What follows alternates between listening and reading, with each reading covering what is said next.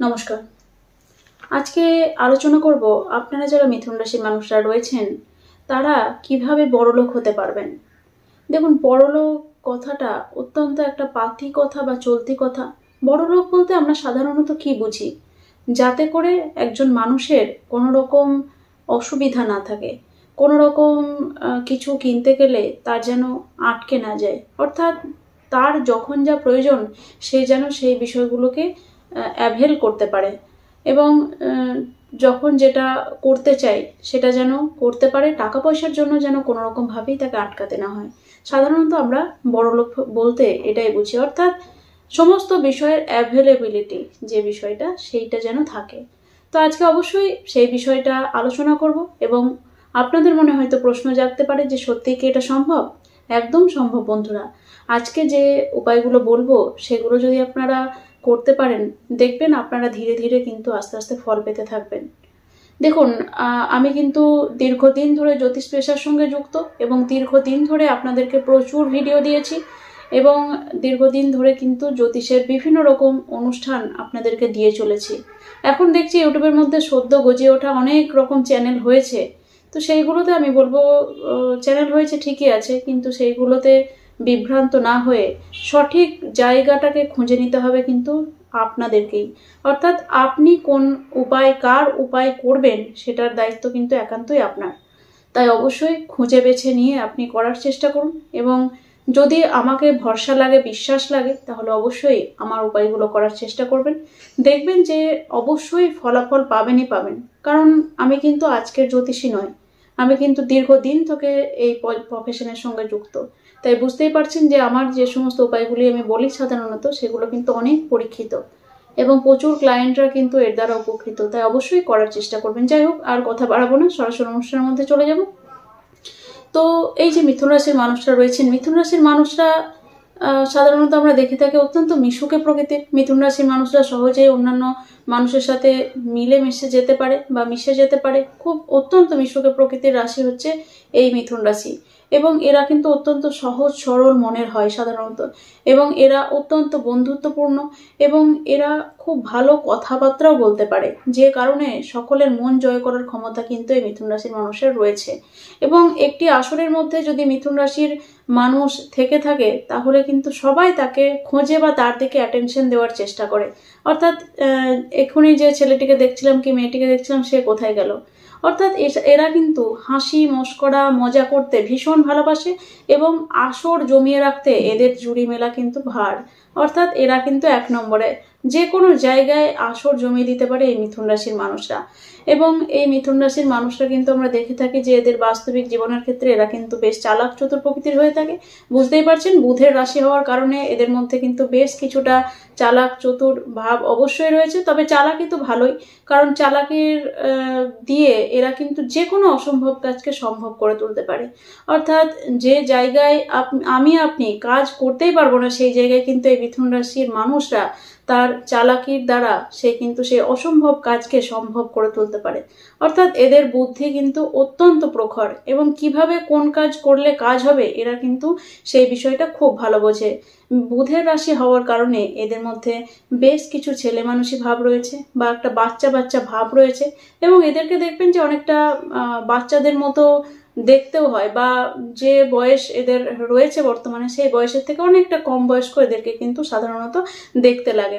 এরা সমাজের অনেক উচ্চপদস্থ বা অনেক উঁচু জায়গায় যে সমস্ত মানুষরা রয়েছেন সেই মানুষদের সঙ্গে অনেক ভালো যোগাযোগ কিন্তু এদের সাধারণত থেকে থাকে এবং সেই সঙ্গে সঙ্গে এরা উচ্চ জায়গায় যে সমস্ত মানুষরা আছে সমাজের তাদের সঙ্গে মেলামেশা ওঠা বসা এই সমস্ত বিষয় কিন্তু এদের দেখা যায়। এবং এরা সাধারণভাবে আমরা দেখি যে যদি পড়াশোনা নাও করে থাকে তাহলেও কিন্তু এদেরকে আপনি ধরতেই পারবেন না যে এরা পড়াশোনা করেনি বা সেইভাবে শিক্ষিত নয়। কারণ এদের কথাবার্তা, এদের আচার আচরণ কিন্তু আপনাকে অবাক করে দিতে পারে। অর্থাৎ এরা কিন্তু যদি পড়াশোনা নাও করে থাকে তাহলে যে কোনো শিক্ষিত মানুষের কান কেটে দিতে পারে, সেই ক্ষমতা কিন্তু মিথুন রাশির মানুষদের মধ্যে অবশ্যই রয়েছে।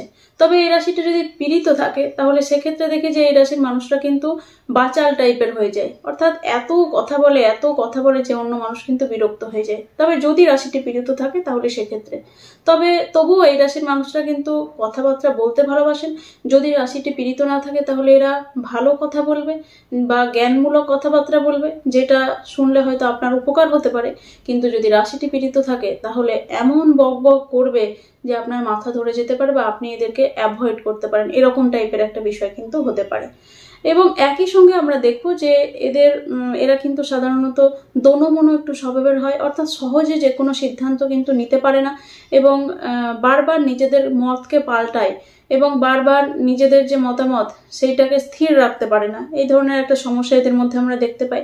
এবং কখনো কখনো এরা এত বেশি চালাকি করে ফেলে যার কারণে সামনের মানুষজন কিন্তু এদেরকে ভুল বুঝতে পারে এবং এরা সবসময় অন্যকে নকল করতে গিয়ে নিজেরাই কিন্তু বিপদের মধ্যে পড়ে যায়। তাই সেই দিকটাও কিন্তু এদের বিশেষ সতর্ক থাকতে হয়।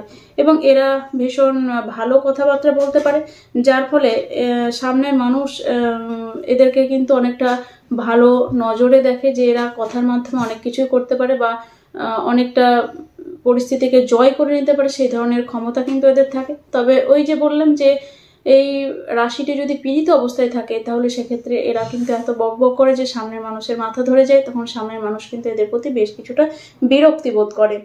এবং এদের কিন্তু মাঝে মাঝে আমরা দেখি ভাগ্য কিন্তু এদের সাথ দেয় না, এই কমপ্লেনও কিন্তু আমরা মিথুন রাশির মানুষদের মধ্যে দেখতে পাই।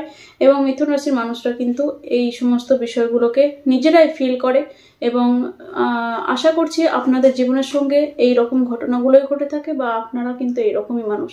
তো যাই হোক, আর কথা বাড়াবো না।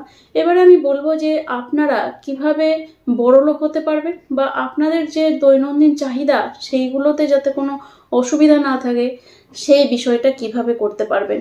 অবশ্যই আজকে আমি যে উপায়গুলো বলবো সেগুলো শুধু করে দেখুন, দেখবেন দারুণ একটা রেজাল্ট কিন্তু আপনারা পাবেন। তবে অবশ্যই 2-4 দিন করে কিন্তু ছেড়ে দিলে হবে না, এটা রেগুলারিটি মেনটেন করতে হবে এবং রেগুলার বেসিসে নিজের রুটিনের মধ্যে নিয়ে চলে আসতে হবে, তাহলে কিন্তু এর ফলাফল আপনি পাবেন। 2 দিন করে যদি 3 দিনের দিনে ছেড়ে দেন তাহলে নিছকই সেটা আপনার ভুল ধারণা যে আপনি বড়লোক হতে পারবেন। কারণ এই যে বিষয়গুলি বলবো এগুলো আপনার রুটিনের মধ্যে নিজেকে নিয়ে আসতে হবে, তাহলে ধীরে ধীরে দেখবেন যে আপনি কিন্তু সেই জায়গাটা তৈরি করে নিতে পারছেন। তো কি করতে হবে? আর কিছুই নয়, প্রত্যেক দিন সকালবেলা ঘুম থেকে উঠে পাখিদেরকে, হয়তো সেটা আপনার ছাদের মধ্যেও হতে পারে, হয়তো আপনি মর্নিং ওয়াক করতে গিয়ে কোথাও কোনো মাঠের মধ্যেও হতে পারে বা যে কোনো জায়গায় হতে পারে, পাখি থাকলেই হলো। পাখিদেরকে কি করতে হবে? সপ্ত শস্য খাওয়াতে হবে।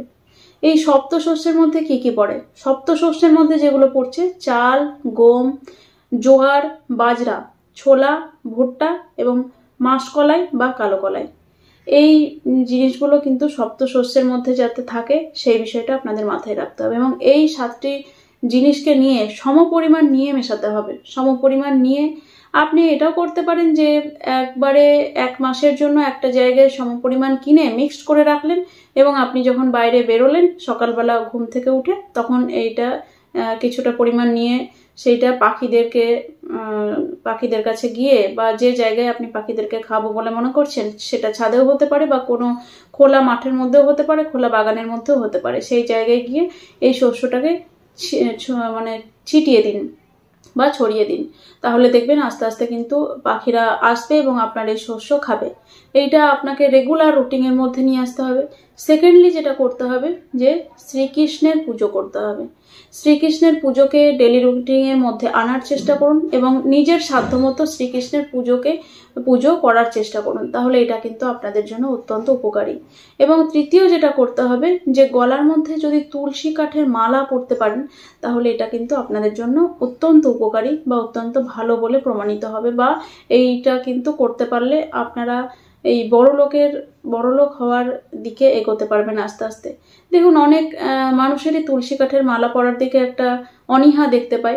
তো সেটা যদি মানে কি বলবো সম্ভব নাও হয় তাহলে সেক্ষেত্রে আপনারা যেটা করবেন যে রাতের বেলা পড়লেন, হয়তো সকালবেলা খুলে রাখলেন, এই ধরনেরও করতে পারেন।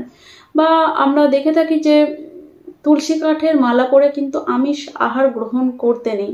তো সেই জায়গায় যারা আপনারা আমিষ খাদ্য গ্রহণ করেন তারা কিন্তু এই তুলসী কাঠের মালাকে খুলে রাখবেন আমিষ গ্রহণ করার আগে, তাহলে কিন্তু তুলসী কাঠের মালার কোনো সমস্যা হবে না। আবার আপনি খাওয়া দাওয়ার পরে গঙ্গা জল ছিটিয়ে নিয়ে শরীরের মধ্যে তারপরে আপনি আবার মালাটাকে পরতে পারেন। যদি তাও অসুবিধা হয় তাহলে শুধুমাত্র রাতের বেলা পরবেন, সকালবেলা খুলে দেবেন। কিছুটা দিনের সময় তো অন্তত আপনার সঙ্গে মালাটা থাকলো, এটাও আপনাদেরকে কিন্তু অনেক ভালো ফল দেবে। দেখুন একবার করে দেখবেন যে কি রেজাল্ট, আপনারা অভূতপূর্ব রেজাল্ট পাবেন, তা ভাবতেও পারবেন না। তো এই 3টে উপায় বললাম, এই 3টে উপায় করার চেষ্টা করুন, দেখবেন আপনাদের জীবনে অবশ্যই পরিবর্তন আসবে বন্ধুরা।